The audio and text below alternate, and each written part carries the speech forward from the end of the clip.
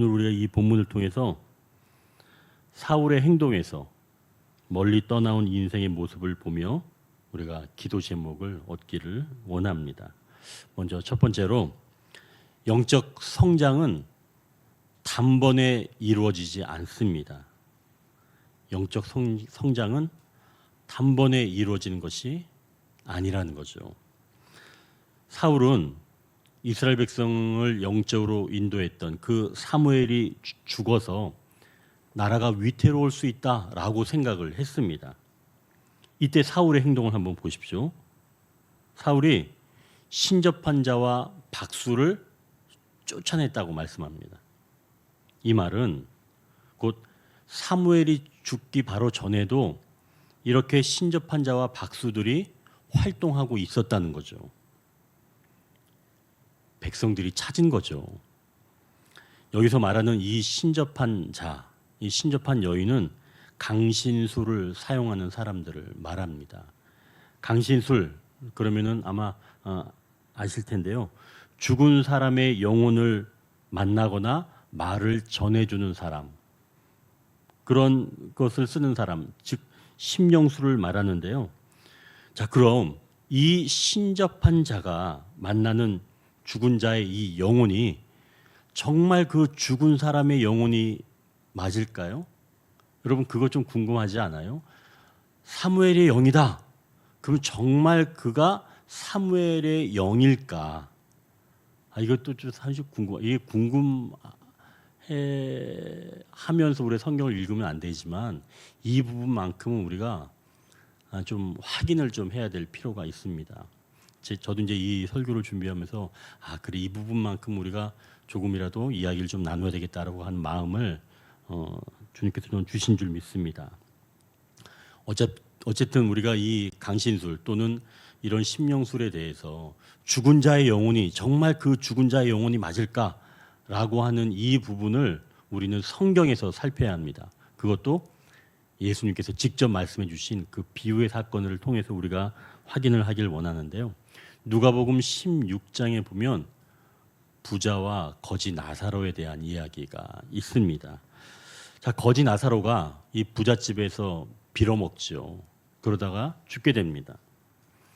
죽은 이후에 천사들에게 받들려져서 아브라함 품에 있다고 나옵니다.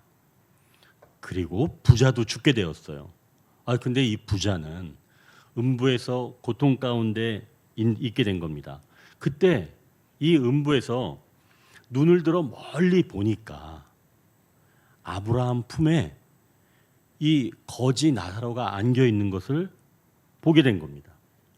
그래서 이 부자가 아브라함에게 나사로에게 그 물 한 방울만 찍어서 내 혀로 좀 내려 주십시오. 이렇게 이 부자가 아브라함에게 부탁을 하죠. 그랬더니 아브라함이 그쪽과 이쪽에는 즉 두 사이에는 큰 구렁텅이가 있어서 건너갈 수도 없고 건너올 수도 없다라고 이야기를 해줍니다.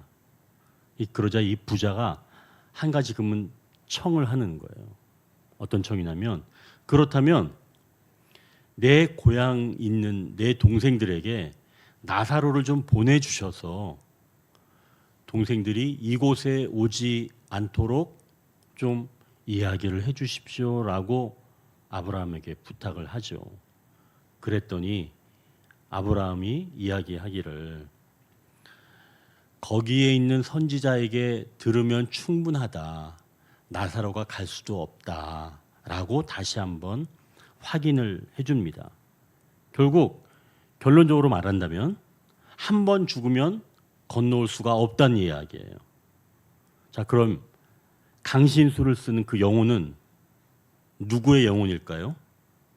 그건 학자들마다 여러 가지 좀 의견이 있지만 신앙 안에서 본다면 그것은 타락한 천사입니다. 다른 말로는 악한 영혼들이죠. 또 혹은 귀신들이라고도 이야기를 합니다. 그러니까 진짜 그 사람의 영이 아니라는 거예요. 그 사람에 대해서 조금 아는 악한 영혼들인 거죠. 얼마큼 한다고요? 조금 하는 거예요. 귀신같이 한다. 그런 표현은 적합하지 않은 표현이에요. 귀신은 다 모릅니다. 조금 아는 것밖에 없는 거죠.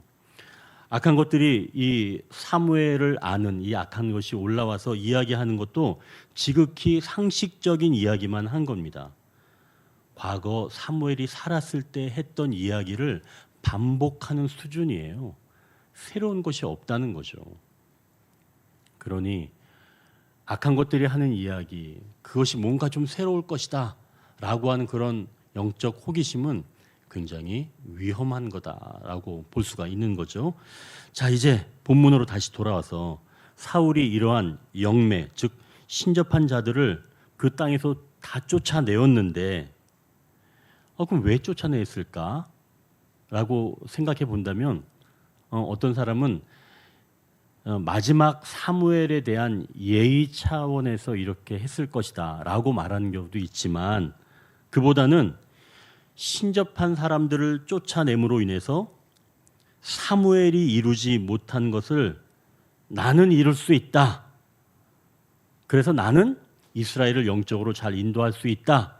라고 하는 것을 사울이 보여주고자 했던 바로 그런 행동이 아닌가라고 생각할 수가 있다는 거죠. 자, 그렇다면 정말 사울이 이렇게 하려고 했던 것처럼 신접한 모든 사람들을 다 쫓아내고도 자기가 얼마든지 영적으로 민감하게 사무엘이 했던 것처럼 자기가 그렇게 살아갈 수 있을까요? 백성들이랑 어림없는 소리죠. 사울은 이러한 영적인 능력을 너무나 과소평가한 겁니다. 이것은 결코 한 번에 이루어지는 결과가 아니라는 거죠. 자, 생각해 보십시오. 어떤 사람이 60대인데요. 저도 인터넷에서 깜짝 놀랐어요. 어떤 남자인데 66년생 남자라고 하는데 그러면서 그 66년생인 남자가 몸을 딱 이렇게 보여줬는데 66년생이 아니에요. 66년생이면 거의 지금 60대 아니에요? 몸이 30대 몸이에요. 근데 이제 그런 사람의 그 하루 운동량을 좀 이야기를 들어보니까 이렇게 운동하고 있어요. 턱걸이는 하루에 100개, 팔굽혀펴기는 500개, 그 밖에 근력 운동, 유산소 운동 등 하루 운동 시간은 적어도 2시간. 그런 모습을 보고 나도 운동하면 저렇게 되겠다라고 하고 생각하고 집에서 먹던 그 기름진 음식을 모두 다 음식 쓰레기통에 다 버리고 단 것도 버리고 비싸게 산 그런 아이스크림도 버리고 그리고 탄수화물도 다 버리고 나서 바로 철봉에 매달려서 막 하루에 팔굽혀펴기 또 이 철봉을 100개 하려고 한다면 여러분 그 사람은 어떻게 될까요? 굳이 얘기하지 않아도 팔 빠지겠죠. 사울이 한 행동이 이와 같다는 겁니다. 이스라엘 모든 백성을 거룩하게 만들고자 하는 그런 마음을 먹은 것은 좋지만 내가 한 번에 그 위치까지 올라서게 할 수 있다는 것은 어리석은 행동이라는 거죠. 당장에는 얼마든지 할 수 있을 것 같지만 또 그렇게 호기롭게 시작해서 바로 될 것 같지만 자신을 봐야 한다는 거죠. 지금 몸무게 그리고 근육량 이런 거를 봐서는 턱걸이 한 개는 고사하고 몸을 위로 들어 올리기도 벅찬데 갑자기 어떻게 턱걸이를 하냐 말이죠. 결국 내가 원하는 것을 이룰 수는 없다는 겁니다. 내 상태로는 말이죠. 육적인 법칙도 이러하다면 영적인 법칙은 두말할 필요가 없는 겁니다. 내가 영적으로 건강한 삶을 살기를 원한다면 평소에 하나님과 관계를 맺는 연습이 필요한 거예요. 두려움이 없는 그런 담대한 믿음으로 사는 그런 모습이 아니라 두려울 때 두려움을 솔직하게 고백하고 두려우면서도 살아내는 그런 연습을 통해서 담대한 믿음으로 성장하는 줄 믿으시길 바랍니다. 그냥 한 번에 성장하는 게 아니라는 거죠. 과정은 게을리하면서 결과를 바란다면 그건 하나님과 관계는 생각하지 않고 결과만을 원하는 것과 다르지 않다는 겁니다. 그러니 영적인 것에서는 반드시 성장의 과정이 있다는 것을 기억하시길 바랍니다. 이제 두 번째로 우리는 연민의 대상이라고 말씀합니다. 이 블레셋이 들어와서 진을 치자 사울이 다시 크게 두려워하게 된 거예요. 근데 이번에는 신접한 여인들을 다 쫓아냈으니까 자기가 이제 생각을 한 거죠. 내가 분명히 신접한 사람들을 쫓아냈으니까 그에 따라서는 보상이 있을 거다라고 사울이 생각을 했던 것 같아요. 그래서 사울이 하나님께 아주 오랜만에 뜻을 여쭙게 된 거죠. 보상 차원에서 내가 이 일을 했으니까.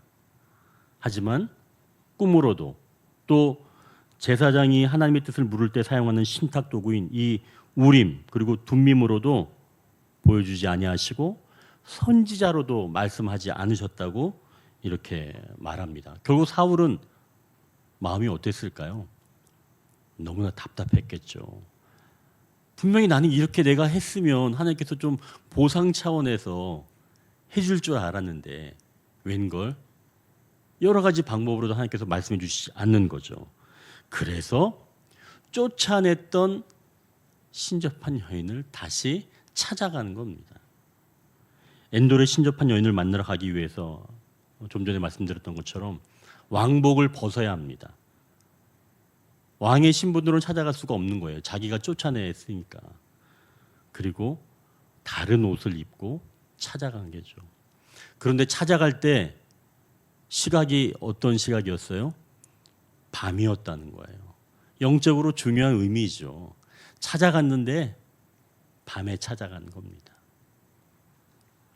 자, 그럼 이제 여기에서 하나님이 응답하시지 않을 때 그럴 때는 어떻게 해야 될까? 우리가 좀 그걸 생각해 보는 거죠. 하나님이 응답하시지 않을 때 말입니다. 그때 우리가 기억해야 될 건 우리는 불쌍한 사람이다 라고 하는 그런 의식입니다. 이 표현이 좀 마음에 안 드실 수 있어요. 내가 왜 불쌍해?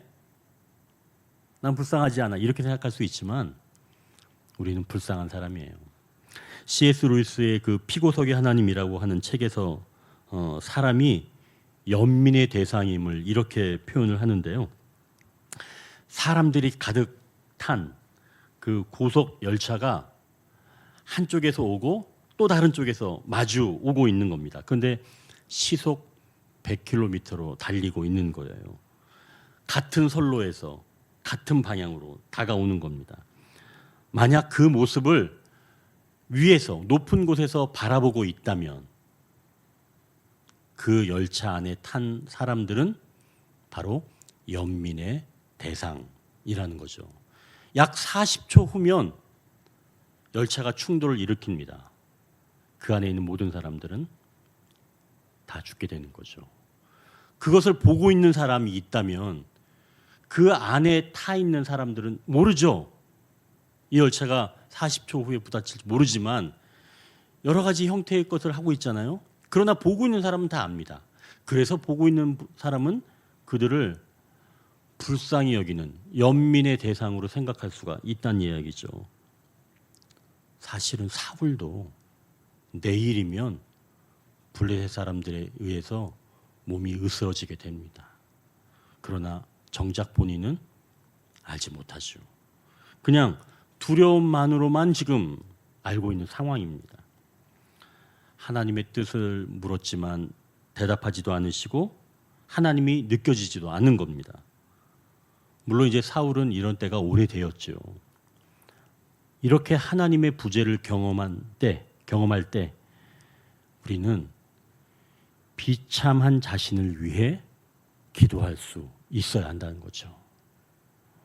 내 죄의 짐을 지을 수 없고 그 짐에 눌려서 비참한 상태에 이르렀다는 자기 고백이 필요한 시점이라는 겁니다. 여러분, 그러니 하나님의 부재를 경험할 때 멋지게 그렇게 기도할 생각하지 마시고 오히려 하나님, 저를 긍휼히 여겨 주십시오. 저를 불쌍히 여겨 주십시오. 이런 기도가 적절한 기도라는 거예요. 내가 멋지게 승리하는 것이 지금 목표가 아닌 겁니다. 사울은 지금 큰 착각을 하고 있어요. 자기 지금 목숨이 경각에 달렸는데 오히려 지금 멋진 승리를 위해서 지금 기도하려고 하는 굉장히 안타까운 순간이라는 거죠. 그러니 이때는 우리의 짐이 너무나 무겁다는 고백을 하지 않으면 우리는 일어서지 못하는 때라는 겁니다. 그러니 우리는 연민의 대상이라는 거죠. 하나님의 긍휼이 없으면 살아갈 수가 없는 겁니다. 그러니 하나님의 뜻을 알지 못하는 때가 온다면 그때는 긍휼히 여김을 구하시길 바랍니다. 이제 세 번째로 주님은 우리를 풍성한 삶에 살게 하신다고 말씀합니다. 이 사울이 여호와께 물어도 대답이 없는 거죠. 사울이 하는 수 없이 엔돌의 여인에게 사무엘을 아는 영혼을 불러달라고 말합니다. 자, 이제 사울은 사무엘을 아는 영혼을 만나서 궁금한 것을 물어보려고 하는 거예요. 자, 그럼 사울은 사무엘을 조금 아는 이 악한 영을 만나면 풍성한 삶을 살 수 있을까요? 자, 그러면 이제 우리가 생각하는 그 풍성한 삶은 어떤 것인가요? 교회 중요한 일을 하면서도 즐거운 마음으로 일하고 있고 자녀들은 좋은 배우자나 또 안정적인 삶을 살고 있고 또 나의 노년 생활도 보장되어 있을 때 우리는 풍성한 삶을 살고 있다라고 생각할 수도 있습니다. 뭐 그게 다 풍성한 삶이라고 이야기하는 경우가 많이 있지요. 근데 정말 그런가요? 여러분 어때요? 제가 지금 말씀드린 교회에서 중요한 일도 즐겁게 하고 또 자녀들도 속썩이지 않고 잘 살고 또 내 노후도 보장되어 있을 때 우리는 풍성한 삶이다 라고 말할 수 있는가 그 말입니다. 그게 풍성한 삶일까요? 그렇다면 남편이 집을 나가서 홀로 된 아내나 갑자기 회사에서 해고 통보가 날라와 실직하게 된 남성이나 여전히 직장을 구하고 있는 그런 청년들에게는 풍성한 삶을 바랄 수는 없는 걸까요? 레리 크랩이 지은 영적 가면을 벗어라 라고 하는 이 책에서는 인간의 세 가지 욕구를 말하는데요. 예수님이 우리에게 생수로 흘러넘치게 하셨다라고 하는 그 말씀은 예수님께서 넘치게 하시는 것이 바로 근본적인 욕구라고 이 레리 크랩이 이야기를 하는데요. 이 근본적인 욕구는 인생을 가치 있게 살기 위해서 꼭 필요한 욕구를 근본적인 욕구라고 보았습니다. 이 욕구는 하나님께서 우리에게 맡겨주신 그런 중요한 사명을 완수하기 위해서 하나님의 능력 또 아름다운 교제를 통해서 이루어지는 욕구가 바로 이 근본적인 욕구라는 거죠. 예수님은 이 근본적인 욕구를 채워주시겠다 이렇게 말씀하셨다는 거예요. 자, 그렇다면 이 욕구는 주님 외에는 그 어떤 것으로도 채울 수 없는 부분입니다. 주님이 바로 이것을 채우신다고 그랬죠. 자, 그러나 우리 인간에게는 이 근본적인 욕구를 채우더라도 나머지 비근본적인 욕구 두 가지가 있다고 말하는 겁니다. 하나는 기본적인 욕구이고 또 하나는 일상적인 욕구입니다. 자, 먼저 이 기본적인 욕구는 배우자에게 존중받고 자녀들이 행복하고 책임감 있게 생활하는 것, 그리고 같이 기쁨을 나눌 수 있는 친구를 두는 것. 자, 이것은 결국은 삶을 의미 있게 사는 인간 관계를 위한 욕구라고 볼 수가 있는 거죠. 자, 마지막으로 일상적인 욕구는 조금 전에 이야기했던 다른 사람과 관계가 없이도 우리가 일상적으로 경험하는 모든 바람들을 총괄합니다. 자, 그렇다면 여기서 이제 우리가 일상적인 욕구를 생각해 보십시오. 일상적인 욕구는 어떤 인간적인 관계로 얻어지는 게 아니라 그냥 내가 원하는 것, 맛있는 음식, 또 어디 좋은 곳에 가는 것, 이런 것을 이야기하는 거죠. 자, 이런 일상적인 욕구가 제대로 채워지지 않으면 상당하게 불편할 수가 있습니다. 하지만 인간의 어떤 존재로서의 그 위협을 받지는 않는 거죠. 하지만 기본적인 욕구는 다릅니다. 제가 기본적인 욕구는 인간의 관계라고 이야기를 했죠. 즉 다른 사람과 관계에서 오는 허탈감들이 일어날 때는 제어하기 힘든 불편을 경험하면서 깊은 슬픔 또 지탱하기 힘든 그런 상태가 될 수 있다는 거죠. 자, 그러나 근본적인 욕구는 전혀 다른 문제입니다. 우리는 아무런 조건 없이 완전한 사랑을 받았고 하나님으로부터 영원히 사랑을 받도록 우리가 지음을 받은 존재이기 때문에 오직 하나님만이 우리 영혼의 깊은 욕구를 채우신다는 것이죠. 그래서 이러한 근본적인 욕구가 채워지지 않을 때는 엄청나게 힘든 고통이 따른다는 겁니다. 바로 주님이 이 근본적인 욕구를 채우신다고 하는데요. 자, 이제 우리가 이 세 가지 욕구, 근본적인 욕구, 기본적인 욕구, 일상적인 욕구. 자, 이것을 이제 우리가 어떻게 조화롭게 이루어 나가는지에 따라 우리의 인생이 달라지는데, 우리가 보통 생각하기에는 일상적인 욕구를 채워지면 그 다음에는 기본적인 욕구, 즉 사람과의 관계가 회복되고, 그리고 마지막으로 그렇게 되면 근본적인 욕구, 즉 하나님을 찬양하게 된다는 겁니다. 아, 그러니까 보통 사람들이 생각하기에는 그 욕구가 바깥에서부터 충족되기 시작해서 안으로 들어온다고 생각한다는 거예요. 이 레리 크랩이 얘기하기는. 그러나 그렇지 않다는 겁니다. 순서가 그게 아니라는 거예요. 그럼 순서가 어떤 순서냐?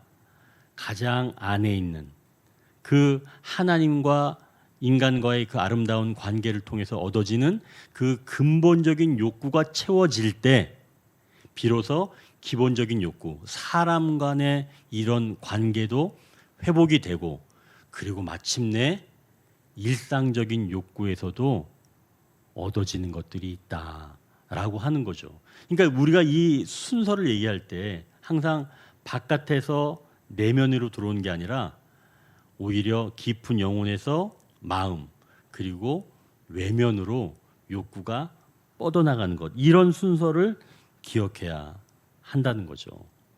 그런데 이제 이 우리의 인간은 이 죄성으로 인해서 바로 그 근본적인 욕구를 하나님으로 인해서 얻어야 되는데, 죄성이 있는 이 인간은 하나님으로 인해서, 관계로 인해서 얻지 않으려고 하고 다른 것으로 인해서 얻으려고 하는 그런 경향을 보인다라고 하는 것이죠. 사울이 바로 그런 자였습니다. 근본적인 욕구가 해소될 때, 채워질 때 얻는 유익만 구하게 되었다는 거죠. 그래서 결국은 이 사울은 그 어떤 것도 얻지 못하는 그런 신세가 된 겁니다.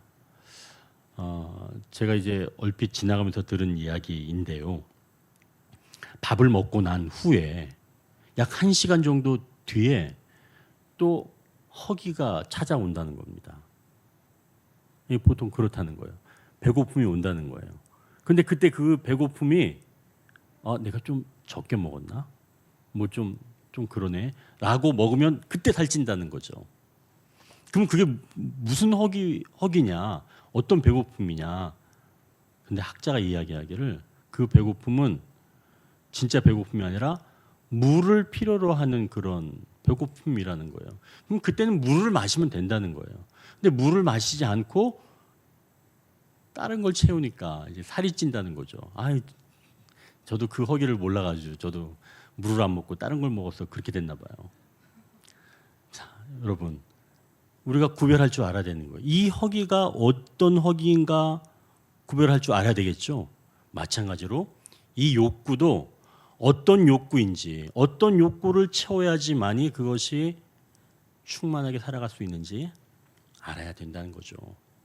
이 근본적인 욕구를 일상적인 욕구나 기본적인 욕구로는 채울 수가 없는 겁니다. 그러니 이 근본적인 욕구는 보통은 충만하면 채워지지만 이 근본적인 욕구는 오히려 갈급하면서 채워질 수 있습니다. 그러니 갈급한 그런 마음이 들 때 내 인생이 왜 이렇게 꼬였을까? 도대체 하나님은 어디 계실까? 이럴 때 이것이 곧 근본적인 욕구를 채워야 하는 그런 순간이 왔다는 것이죠. 사울도 바로 이때 이 근본적인 욕구를 채웠다면 이렇게 허기진 상태에서 그냥 쓸쓸히 돌아가지는 않았을 텐데요. 물론 이제 이 사울은 이 그 마지막 28장 장면에서 엔돌의 이 신접한 여인이 차려주는 음식을 먹고 갑니다. 그것도 그 밤에 말이죠. 얼마나 비참해요. 신접한 여인이 차려주는 음식을 먹고 쓸쓸히 밤으로 떠나가는 사울 말입니다. 영적 허기를 다른 것으로밖에 채울 수 없는 이 안타까운 이 사울의 모습을 통해서 우리는 주님만이 우리를 풍성한 삶을 살게 하신다라고 하는 것을 기억하시고 내가 지금 어떤 욕구가 필요한가 나의 이 영적인 허기는 오직 주님으로만 채울 수 있다라고 하는 것을 기억하시면서 이렇게 나아가시는 저와 여러분 되시길 소망합니다.